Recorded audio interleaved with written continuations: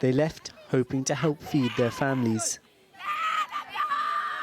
but returned to them wrapped in shrouds. In Khan Yunis, final embraces for yet more victims killed trying to access aid by Israeli forces. Even amidst the grief, all-pervasive hunger is at the forefront of everyone's mind.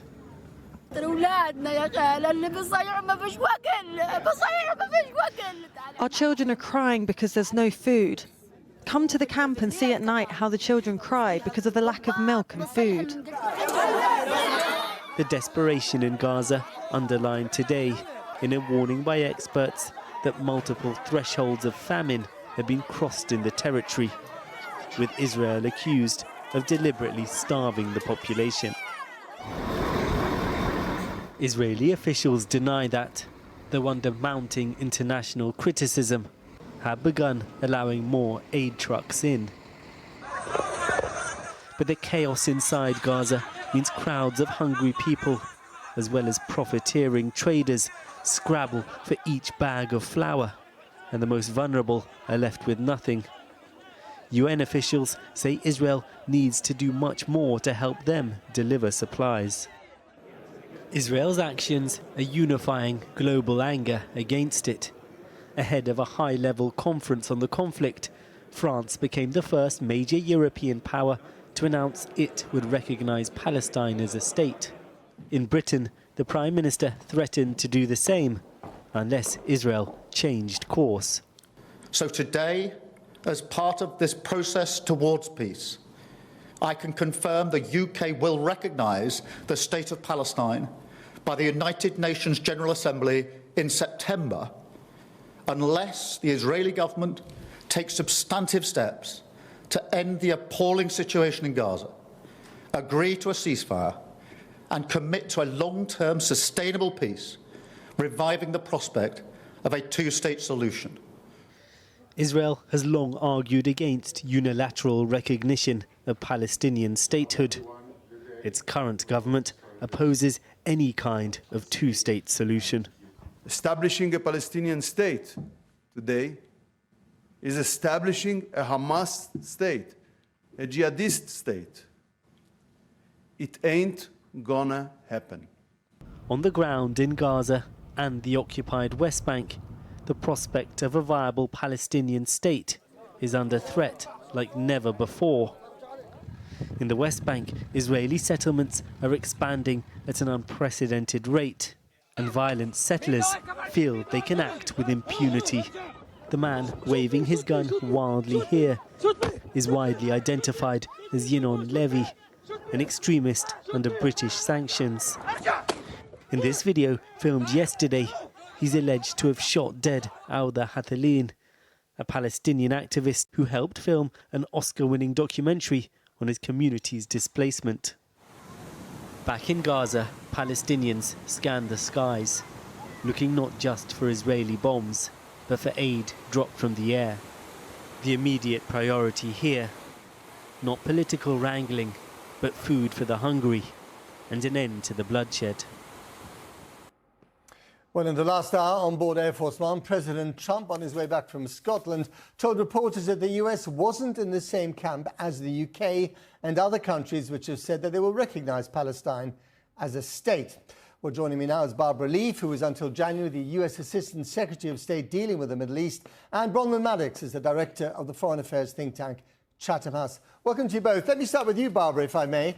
The fact that Trump disagreed with Keir Starmer, which won't come as a huge surprise to many observers, could that be a problem, especially for the UK? Well, look, it's not a surprise at all that President Trump doesn't agree with this approach. I mean, he made that very clear when President Macron announced France's position on this. On the other hand, the pressure is mounting on the US to intervene and intervene in a robust way. So I think this is where the pressure mounts, not so much on Israel, but on the US to intervene. And do you think that your former boss, President Biden, missed a trick by not recognizing Palestine? No, I don't. And I had that conversation many times with Palestinians as well as with other foreign officials. Look, I understand the pressure that is built and the frustration and the rage, frankly, in the public and among politicians over the horrifying situation in Gaza. But the simple act, the political act of recognizing a state that is at this point divided between two different territorially distinct pieces of land, and which has no single government, etc., has no borders. It's symbolic, but it has no real application on the ground. Of course, it doesn't change the facts for Palestinian lives on the ground. Well, let me put that to you, Bronwyn Maddox. If it's symbolic, but only symbolic, what's the point? Symbols have value if you pick the right moment to use them. And I think that is the right moment, partly because of the horror in Gaza, which is on the world's television screens, and the daily death toll there. And even Israel's friends, and Britain would count itself among one of them under many governments, is saying this is enough. But also because, this is a goal of British and many other countries' foreign policy, and what recognizing a Palestinian state, even an undefined one with unclear leadership, does is say we regard this as an essential destination for Israel's sake as well as the Palestinians, and it is our national policy to try to get there. Is there something slightly odd about saying we will recognize a Palestinian state unless you adopt a two-state solution? You can't have a two-state solution without recognizing the Palestinian state. So if they do recognize a two-state solution, does Keir Starmer then say, OK, well, we won't recognize the Palestinian state? So I completely agree with that, and there would be a contradiction down the line. But even before that, I think there is a confusion because he's taken one goal, which is a goal in itself for the rights of the Palestinian people, and given Israel, in a way, leverage over it. Supposing Israel met some of these conditions a little bit, does he then give away this goal of British foreign policy to say, OK, well, you've done enough, we're not going to pursue that at all? So I think he's confused two different goals, doing something urgent about the humanitarian situation in Gaza and putting pressure on Israel for that, with a legitimate long-term goal of British foreign policy. Indeed. And I mean, Barbara Leaf, you mentioned this at the beginning of the interview. The Israelis have done their level best by levelling Gaza to render a Palestinian state almost unviable. So even if they rhetorically commit to it by September, and there is some kind of ceasefire, I mean, the pressure will then be on Keir Starmer and perhaps even Macron not to recognise Palestine.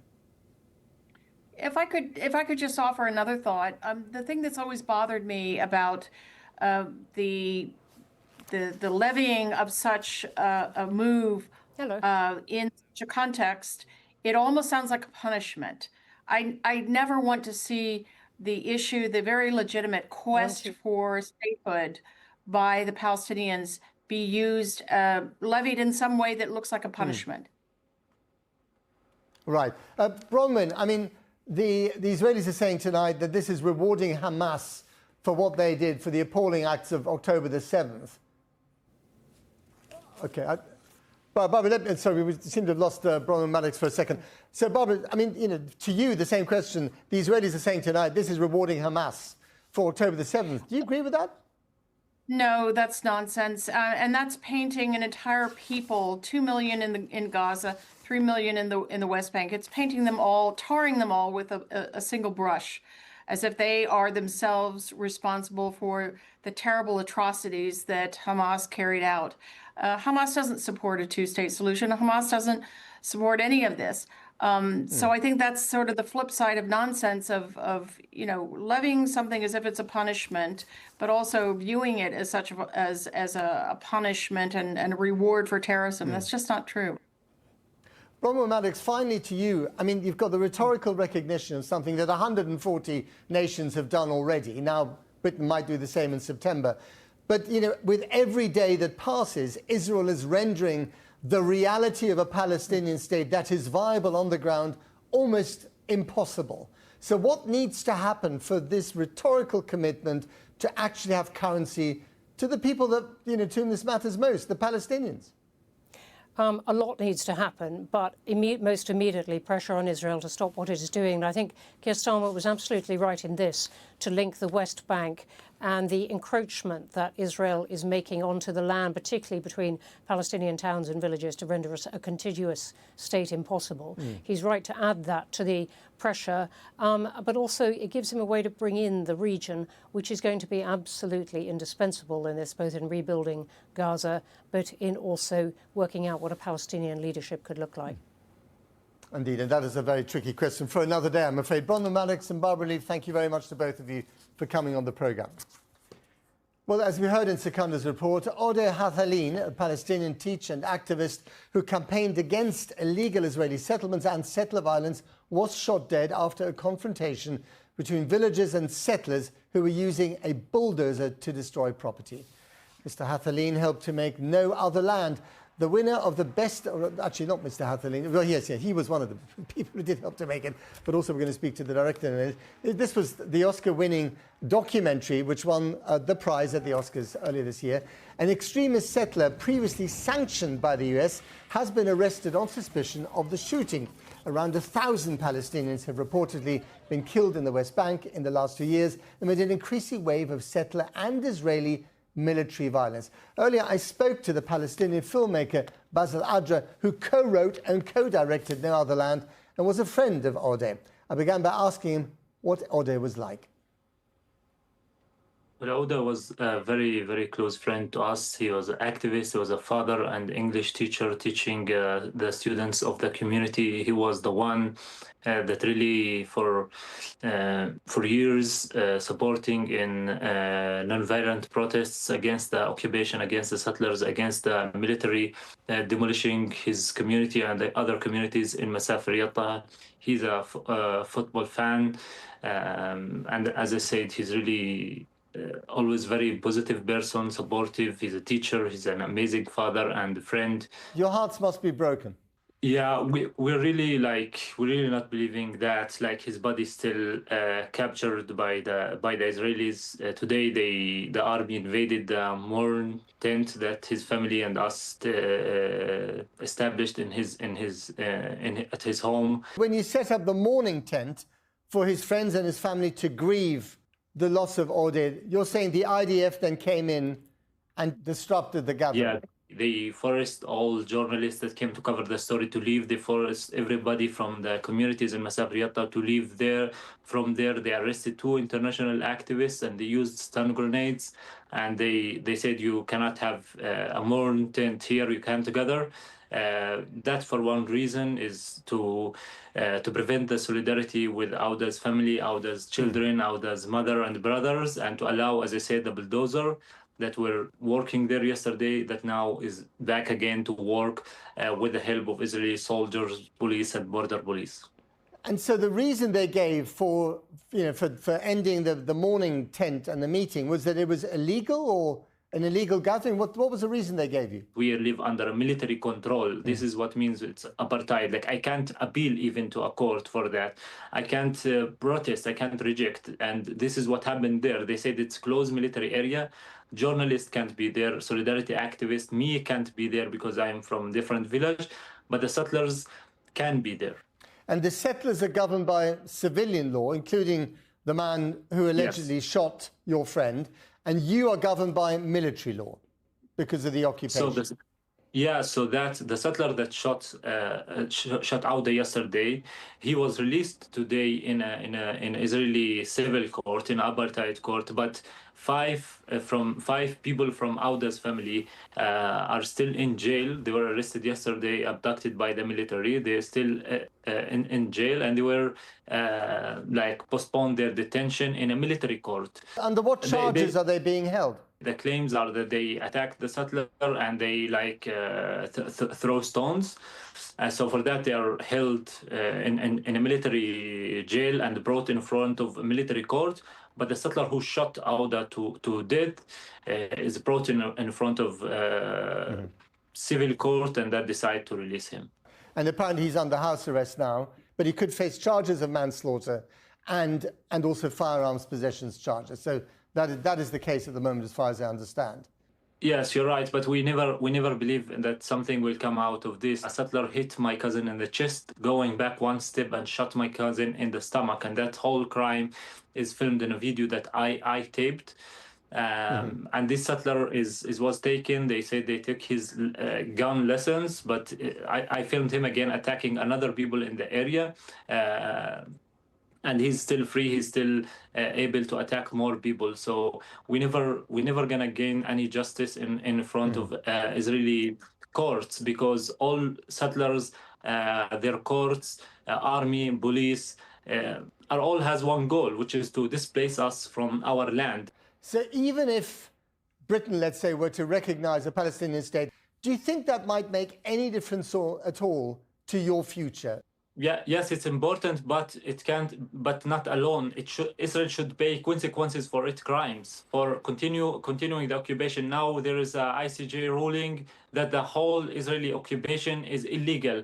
The existence of Israeli military settlements here in the West Bank is illegal, and now it's a turn to the international community to put serious pressure and actions on the Israeli government to end this and to stop that. Israel can't commit those crimes against us and having normal relationship with the UK. Yes, recognize the state of Palestine, but meanwhile you need serious actions against the state of Israel to put an end for its occupation and apartheid and leave us alone.